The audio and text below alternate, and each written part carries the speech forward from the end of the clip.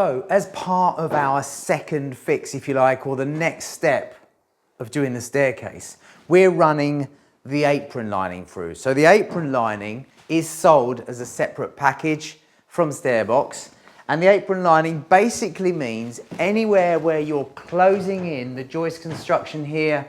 On this side we have a wall surface which meets the ceiling surface, so it's all decorated in. But on this face, because we're joining to the floor and we have a balustrade, we want the same detail as the nosing repeated here. So what it consists of is an oak-faced veneered MDF board, which is plenty wide enough to rip down to suit your joist heights. So in our case, the overall sort of underside of finished floor, if you like, or the top of the joist to the ceiling is 250 millimeters. We've got about 300 millimeters there. So that forms the face. It's exactly the same veneer as the rest of the stairs. It's MDF, it's not going to crack or it's not going to bend and buckle and split. Then there's a nosing section which is exactly the same as the treads on the staircase. And to cap it at the bottom, there is a small bead, which is like this, which will take you around to the ceiling, something like this. So we're going to go and pop that in. Now what I've obviously done differently is I've adapted our nosing to pick up our floor. So I've put a rebate. Let's go upstairs and I'll show you exactly what we've done, and we're going to fix that in now because the floor layers are here and they're going to join their floor into it. So as I was saying, our nosing, we've modified it to take our finished floor. So our finished floor is a floating vinyl floor. This is a Cardine floor and the floor layers are here now. So we've got a rebate here which allows this floor to come over into it. We've got a little bit of sanding wear there. I've got about 1 millimeter up there, so we can sand that and we can finish it because we're going to oil this. So we'll take that edge, we'll oil this in situ and we'll join the skirting onto there. So here's my nosing that I've prepared. I've also run a groove in the bottom, so you don't need to do this, but I've run a groove in the bottom so we can put our apron on. We'll glue that and pin that on. We'll then slot over the top here with this. But before we do that, we'll set the newel in position because I've made the newel with a rebate and I've also created a housing for this. You don't have to do this. Indeed, the other side of the newel from the factory doesn't have that, and I can't really do that in situ. But I've done it anyway, so I've just used a small router and I've free-handed that round to get that nosing to sort of lip into there nicely. So what we do is we drop in our newel here, just slide their flooring out the way for a minute. We drop in our newel here, that's ready to go. Then we would put in the nose in here, drop that down, pop that in there, give that a little tap, gentle tap. It's a nice fit. That goes in here, pull all that up tight.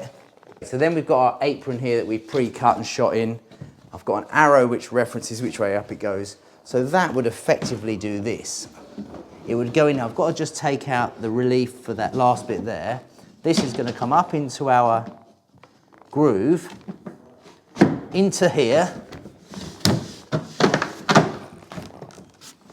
and straight in. There.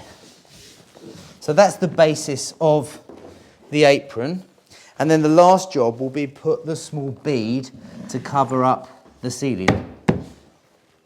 All right, so that's basically what you get. You get the nosing, you get the front piece, and obviously we had the half newel. So that is the apron lining. We've just got to glue it and pin it in now.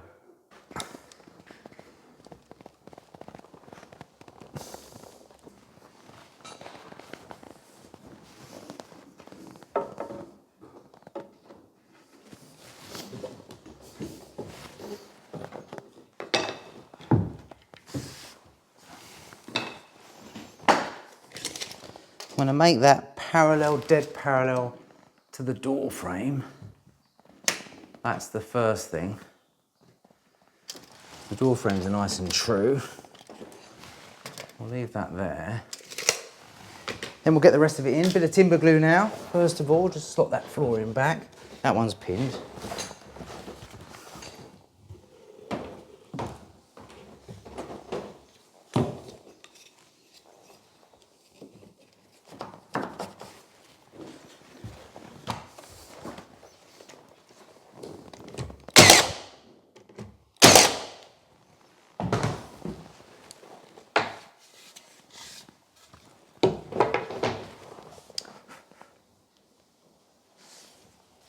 You don't really need to glue the nosings, but I just think, you know, wood to wood, it's nice to glue it. We'll have a little bit in that rebate there as well. Not too much, it's going to run out, but we'll have a bit in there as well. And we're going to drop this down over the top into that housing that we made there. And it's going to push against the other newel, and that's what's going to hold it all nice and tight. I'm just going to use the rubber of my hammer to tap that down until I get it to where it needs to be. I'm going to leave it up a touch until I get this lining in. I've got a little bit of relief here, which is in the rebate on the other end. We're going to pop that here into there. There we go. Pick up the groove above. Pop that in there. And that, I can now tap this down. Come around this side and have a look. With the rubber of my hammer.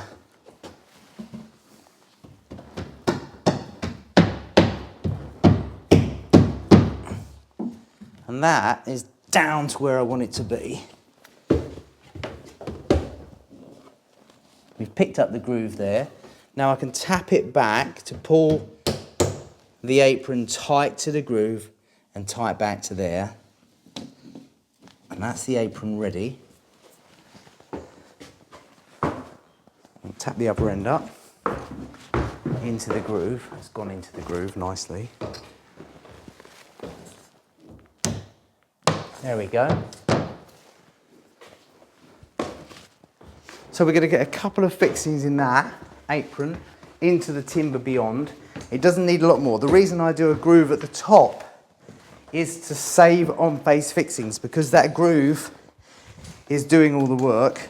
I'm going to put a pin in the nosing. Now the nosing is getting covered by the balustrade, if you like, the bottom rail.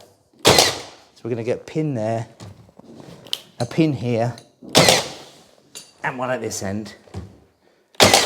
That's it, and we're really just perfect for the floor to sail over. So then what we're going to do is just going to take it into, just going to pop that there. We're going to just take it in to the softwood grounds below.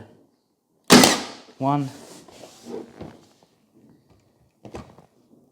2. That's all we need to hold that for the time being, and that's it. So that's the newel in, the nosing in, the apron in. We've got to cut the bead on the bottom and fix the newel post. We'll do that by where the handrail is going to go. We'll put a fixing behind there, so when the handrail's in, it's completely covered.